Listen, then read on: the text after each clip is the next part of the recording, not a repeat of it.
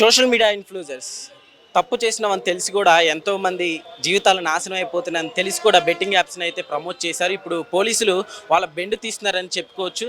So అయితే అసలు వీళ్ళ మీద ఎలాంటి శిక్షలు పడే అవకాశాలని అడిగి తెలుసుకునే ప్రయత్నం చేద్దాం. ప్రస్తుతం మనతో హైకోర్టు అడ్వకేట్ ఉన్నారు, ఒకసారి మాట్లాడదాం. Hi sir. సార్ చెప్పండి, వీళ్ళ మీద ఎలాంటి కేసులు నమోదు? ఇప్పుడు ప్రస్తుతానికి అయితే మనం చూసుకుంటే వీళ్ళ మీద క్రిమినల్ సెక్షన్స్ నమోదనే. అవి ఏంటంటే section 318 of sub class 4, that is nothing but అంతకుముందు 420 చీటింగ్ ఐపీసీ ఉన్నప్పుడు. సో దాని ప్రకారం ఇక్కడ section 318 of sub class 4 BNS అయింది అది. సో ఆ సెక్షన్ పెట్టారు. దాని తర్వాత Telangana gaming act section 3, 3 and 4 అవి పెట్టారు. అదేంటంటే they have behaved as they acted as a operators for illegal gaming apps అని చెప్పి ఆ సెక్షన్స్ అనమాట. సో దాని ప్రకారం తెలంగాణ గేమింగ్ యాక్ట్ సెక్షన్స్ పెట్టారు. దాని తర్వాత IT act, information technology act కూడా 66D సెక్షన్ పెట్టారు. అదేంటంటే అది కూడా నథింగ్ బట్ చీటింగ్, మళ్ళీ 420 కిందనే వస్తుంది. సో ఈ సెక్షన్స్ పెడతాం వాళ్ళు ఇవాళ రోజు ఏంటంటే ఇది క్రిమినల్ సైడ్ మాత్రం వీళ్ళని ప్రాసిక్యూట్ చేయగలుగుతాం. అండ్ మహా అయితే వీళ్ళకి బెయిల్స్ కూడా వస్తాయి రిమాండ్లో పెట్టినా కూడా. అండ్ దాని తర్వాత అది కోర్టుకి ట్రయల్కి వెళ్తుంది. సో అక్కడ ఎంతవరకు వీళ్ళు ఎస్టాబ్లిష్ చేయగలుగుతారు అదేంటనేది పోలీస్ వాళ్ళ చేతిలో ఉంటుంది. సో ఇదంతా క్రిమినల్ సైడ్. దీనివల్ల వీళ్ళకి పెద్ద ఏదో ఒరిగేది లేదు, మనకి జనాలకి ఏదో ఉపయోగపడేది లేదు. నేను చెప్పేది ఏంటంటే ఇవాళ రోజు ఈ మహమ్మారిని మనం మొత్తానికి అరికట్టాలంటే ఈ సోకాల్డ్ సెలబ్రిటీస్ మీద ఇప్పుడు మనకి లాస్ట్ ఇయరే క్లియర్గా ministry of information technology and broadcasting clear guidelines ఇచ్చింది. అదేంటంటే ఇలాంటి సోషల్ మీడియా ఇన్ఫ్లుయెన్సర్స్ కానీ సెలబ్రిటీస్ కానీ వీళ్ళు ఎలాంటి ఎండోర్స్మెంట్స్ చేసినా అవన్నీ క్లియర్గా కొన్ని గైడ్లైన్స్ అవి ఫాలో చేయాలి ఖచ్చితంగా. అదేంటంటే వీళ్ళు అన్ని social media platforms Facebook, Twitter, Instagram అన్నింటిలోనూ వీళ్ళ ట్విట్టర్ అన్ని హ్యాండిల్స్లోనూ వీళ్ళు క్లియర్గా నేను పలానా బ్రాండ్స్ మాత్రమే బ్రాండ్ అంబాసిడర్ అని, వీటికి మాత్రం నేను అంబాసిడర్ అని క్లియర్గా బ్రాండ్ అంబాసిడర్ అని వీళ్ళు క్లియర్గా మెన్షన్ చేయగలరు. అవి చేయకపోతే వీళ్ళ మీద ఖచ్చితంగా కన్స్యూమర్ ప్రొటెక్షన్ యాక్ట్ 2019 ప్రకారం యాక్షన్ తీసుకోవచ్చు. అవన్నీ క్లియర్గా చెప్పబడున్నాయి గైడ్లైన్స్. కానీ ఎంతమంది పెద్ద సెలబ్రిటీస్ నుంచి చిన్న సెలబ్రిటీస్ వరకు ఎంతమంది మెన్షన్ చేస్తున్నారు వాళ్ళ సోషల్ మీడియా ప్లాట్ఫామ్స్లో? ఎప్పుడైనా వాళ్ళ ఏ యాడ్స్ నేను బ్రాండ్ అంబాసిడర్ అని పెట్టారు? ఎప్పుడైనా పెట్టలేదు. మరి వాళ్ళ మీద యాక్షన్ తీసుకునే సంస్థ అండ్ మెకానిజం కూడా మన దగ్గర కొరవడింది. మరి అది కూడా ఒక తప్పే. అదొకటి చూస్తూ అట్ ద సేమ్ టైం ఇక్కడ ఏంటంటే నేను CCPA central consumer protection authority అని చెప్పి ఉంది. CCPAలో కూడా నేను చెప్పినట్టు కన్స్యూమర్ ప్రొటెక్షన్ యాక్ట్ కింద ఆ సెక్షన్స్ పెట్టి వీళ్ళని హెవీ ఫైన్స్ అంటే 10 నుంచి 50 లక్షల జరిమానా వరకు పడుతుంది. అట్ ద సేమ్ టైం 1 సంవత్సరం నుంచి 3 ఏళ్ల వరకు వాళ్ళని బ్యాన్ కూడా చేయొచ్చు. అంటే ఒక అగ్గిపెట్టే ఒక అగరబత్తి పుల్ల కూడా వీళ్ళు అమ్ముకోవడానికి ఉంటుంది ఇక 3 ఏళ్ల వరకు. అలాంటి బ్యాన్స్ చేయడానికి అసలు పర్మిషన్ లేదు, మొత్తానికి ఉండదు, బ్యాన్ చేసేస్తారు. సో అలా కన్స్యూమర్ ప్రొటెక్షన్ యాక్ట్ కింద వీళ్ళని ప్రాసిక్యూట్ చేస్తే ఆ బ్యాన్ జరిగితే అప్పుడు వీళ్ళకి కొద్దిగా బుద్ధి వస్తుందని నా ఉద్దేశం అలాంటి వాళ్ళకి. సో నేను చెప్పేది ఇది ఏంటంటే at the end of the day ఇది ఓన్లీ ఒక సెక్షన్. కేవలం సోషల్ మీడియా ఇన్ఫ్లుయెన్సర్స్ని సెలబ్రిటీస్ని కొందరిని మనం టార్గెట్ చేస్తే ఈ మహమ్మారిని ఆపలేం మనం.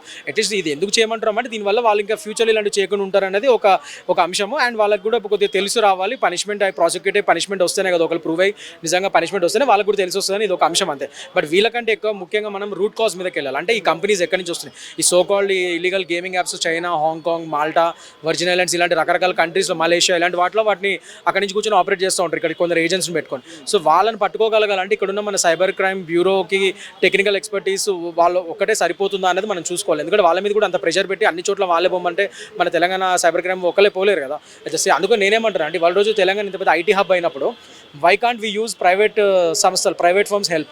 అంటే ఈ సైబర్ సెక్యూరిటీ ఫర్మ్స్ ఉంటాయి, చాలా ఐటీ కంపెనీస్ ఉన్నాయి. అలాంటి ప్రైవేట్ సంస్థల హెల్ప్ కూడా మన గవర్నమెంట్ తీసుకొని వాళ్ళతో కొలైడ్ అయ్యి వాళ్ళతో ఇంటిగ్రేట్ అయ్యి సో ఇలాంటి ఎథికల్ హ్యాకర్స్ అని ఉంటారు. సో ఇలాంటి ఎథికల్ హ్యాకర్స్ ఏంటంటే ఇలాంటి ఏవైతే illegal algorithms, illegal gaming companies ఇలాంటివి యాప్స్ ఉంటాయో అవి మన సిస్టంలోకి రాకుండా వాళ్ళని స్టార్టింగ్లోనే బ్లాక్ చేసే విధంగా వాళ్ళు చేయగలుగుతారు. సో అలాంటి సైబర్ సెక్యూరిటీ ఫర్మ్స్ హెల్ప్ తీసుకొని అలాంటి వాటిలో ఫండ్స్ పెట్టి అలాంటి వాటికి కొద్దిగా ఫండ్స్ డైవర్ట్ చేసి మన గవర్నమెంట్ సో అలాంటి ప్రైవేట్ ఫర్మ్స్ హెల్ప్ తీసుకొని మనం మూలాలని అరికట్టగలిగితే అప్పుడు అన్ని విధాలుగా దీనికి ఒక సొల్యూషన్ వస్తుందని నా ఒపీనియన్. సార్ అయితే ఇప్పుడు వీళ్ళు కేసులు ఎవరి మీద అయితే నమోదని వాళ్ళు ఏమంటున్నారంటే ఇక్కడ లీగల్ అన్లీగల్ అని మాకైతే తెలియదు, సో అందుకే ఇలా చేసామన్నట్టు ఇప్పుడు వీడియోలు మళ్ళీ రిలీజ్ చేశారనమాట. సో ఏం చెప్తారు సార్? ఇవేమైనా కన్సిడర్ చేస్తే ఛాన్స్ ఏమైనా ఉన్నాయంటారు? ఇప్పుడు ఒక దొంగతనం చేసి ఒక మర్డర్ చేసి నాకు ఇక్కడ లా తెలీదు, లీగల్ అని తెలియదు, ఇల్లీగల్ అని తెలియదు అంటే ఎంత తప్పో ఇది కూడా అంతే తప్పు. లా తెలుసుకోవడం అనేది నీ బేసిక్ రెస్పాన్సిబిలిటీ. అది ఒక పలానా చోట నువ్వు ఒక సిటిజన్ కింద ఉంటావు అంటే ఆ లా ఆఫ్ ది ల్యాండ్ నీకు తెలియాలనేది రూల్. అక్కడ మీరు జడ్జి గారు ముందుకు వెళ్ళి నాకు లా తెలియదు అంటే అప్పుడు పెద్ద శిక్షలు వేస్తారు. ఇంకా అలాంటివి అసలు అనకూడదు, అది చాలా తప్పు కూడా. ఎందుకంటే ignorance of law is not an excuse. అది క్లియర్గా లాలో చెప్పబడింది. సో ఇగ్నోరెన్స్ నాకు తెలియదు, లా ఇగ్నోరెంట్ నాకు తెలియదు అంటే అది తప్పది. నువ్వు తప్పు చేసావు, దాని శిక్ష దాని తగ్గట్టుగా you have to face the prosecution అంతే. సో నాకు తెలియదు అంటే మాత్రం వాళ్ళు జరగదు. తెలిసినా తెలియకపోయినా యూ షుడ్ లర్న్. ముఖ్యంగా సెలబ్రిటీస్, సోషల్ మీడియా ఇన్ఫ్లుయెన్సర్స్ మీకే ఎక్కువ రెస్పాన్సిబిలిటీ ఉండాలి. మీ దగ్గర లీగల్ టీమ్స్ ఉంటాయి, అడ్వకేట్స్ ఉంటారు, నాలాంటి అడ్వకేట్స్ ఉంటారు. మీ దగ్గర ఏమైనా ప్రోడక్ట్ కోసం ఎవరైనా ఎండోర్స్మెంట్ కోసం ఒక కంపెనీ వస్తే అది లీగలా కాదా, దానికి అది లీగల్ ఎంటిటీయా కాదా, అది ఇండియాలో రిజిస్టర్ అయిందా లేదా, అసలు ఎంతవరకు వ్యాలిడ్ ఇది, దాని MSA అగ్రిమెంట్స్ ఏంటి, అవన్నీ మీరు నాలాంటి లాయర్స్ వరకు చూపిస్తే మేమైనా చెప్తాం కదా.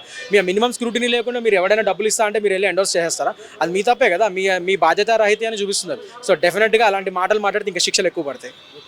అయితే వీళ్ళ మీద ఇప్పుడు ఫైన్గా కావచ్చు, ఇప్పుడు మామూలుగా అయితే అడ్వర్టైజ్ చేయడానికి వీళ్ళకి ఇక అర్హత ఉండదు అంటారు. అంటే ఇప్పటికైతే డెఫినెట్లీ ఇప్పుడు నేనేమంటాను అంటే అర్హత ఉండదని కాదు, ఇలాంటి బెట్టింగ్ యాప్స్ అయితే ఇంకా వీళ్ళు చేస్తారని నేను అనుకోను. వేరే యాడ్స్ అయితే ఇప్పుడు వాళ్ళు చేసుకోవచ్చు.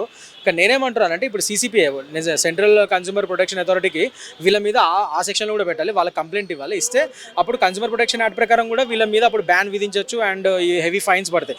అప్పుడు దాని ప్రకారంగా వీళ్ళకి కొద్దిగా రియలైజేషన్ వస్తుందని నా ఉద్దేశం. సో అలాంటి సెక్షన్స్ కూడా పెట్టాలి కదా. కేవలం క్రిమినల్ సెక్షన్స్ పెడితే వీళ్ళు బెయిల్ మీద బయట తిరిగి మళ్ళీ అవే అడ్వర్టైజ్మెంట్ చేసుకుంటే ఇక వాల్యూ ఏముంది, దానివల్ల ఉపయోగం ఏముంది? వీళ్ళ మీద కన్స్యూమర్ ప్రొటెక్షన్ యాక్ట్ ప్రకారం కూడా సెక్షన్స్ పడి ఆ విధంగా కూడా వీళ్ళ మీద జరిమానాలు అండ్ బ్యాన్ పడాలి కదా.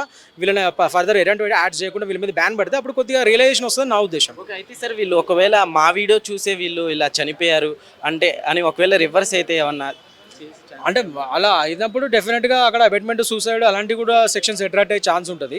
సో చూడాలి, ఇది ఇంకా దర్యాప్తు దశలోనే ఉంది. అసలు ఫ్యూచర్ అసలు వీళ్ళు ఎంతవరకు ఏం ఎస్టాబ్లిష్ చేయగలుగుతారు, ఇప్పుడు పెట్టిన సెక్షన్స్ ఎంతవరకు వీళ్ళు ఎస్టాబ్లిష్ చేయగలుగుతారు, ఆ దర్యాప్తు ఎంతవరకు వెళ్తుంది అనేది మనం చూసుకోవాలి. సార్. అయితే ఇప్పుడు వీళ్ళు కేసులు ఎవరి మీద అయితే నమోదని వాళ్ళు ఏమంటున్నారంటే ఇక్కడ లీగల్ అన్లీగల్ అని మాకైతే తెలియదు, సో అందుకే ఇలా చేసామన్నట్టు ఇప్పుడు వీడియోలు మళ్ళీ రిలీజ్ చేశారనమాట. సో ఏం చెప్తారు సార్, ఇవేమైనా కన్సిడర్ చేస్తే ఛాన్స్ ఏమైనా ఉన్నాయంటారు? ఇప్పుడు ఒక దొంగతనం చేసి ఒక మర్డర్ చేసి నాకు ఇక్కడ లా తెలీదు, లీగల్ అని తెలియదు, ఇల్లీగల్ అని తెలియదు అంటే ఎంత తప్పో ఇది కూడా అంతే తప్పు. లా తెలుసుకోవడం అనేది నీ బేసిక్ రెస్పాన్సిబిలిటీ. అది ఒక పలానా చోట నువ్వు ఒక సిటిజన్ కింద ఉంటావు అంటే ఆ లా ఆఫ్ ది ల్యాండ్ నీకు తెలియాలనేది రూల్. అక్కడ మీరు జడ్జి గారి ముందుకు వెళ్ళి నాకు లా తెలియదు అంటే అప్పుడు పెద్ద శిక్షలు వేస్తారు. ఇంకా అలాంటివి అసలు అనకూడదు, అది చాలా తప్పు కూడా. ఎందుకంటే ignorance of law is not an excuse, అది క్లియర్గా లాలో చెప్పబడింది. సో ఇగ్నోరెన్స్ నాకు తెలియదు, లా ఇగ్నోరెంట్ నాకు తెలియదు అంటే అది తప్పది. నువ్వు తప్పు చేసావు, దాని శిక్ష దాని తగ్గట్టుగా you have to face the prosecution అంతే.